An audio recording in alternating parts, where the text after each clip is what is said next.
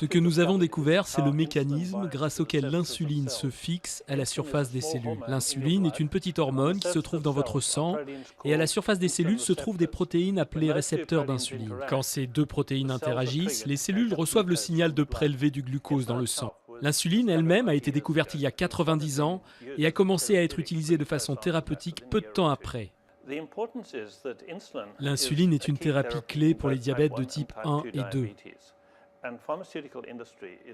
L'industrie pharmaceutique souhaiterait produire une insuline qui aurait des propriétés différentes, pour que les gens n'aient pas besoin de s'en injecter aussi souvent, ou pour qu'ils puissent se l'administrer différemment. Pour les pays du tiers-monde, il pourrait être intéressant de produire une insuline pouvant être stockée à des températures normales. Nos découvertes ont un impact direct sur tout cela. Elles montrent quelles parties de l'insuline peuvent être altérées, quelles parties doivent être préservées telles quelles, et suggèrent des manières de modifier la molécule de l'insuline pour générer de nouvelles propriétés qui auront des bénéfices thérapeutiques pour les patients de diabète de type 1 et 2.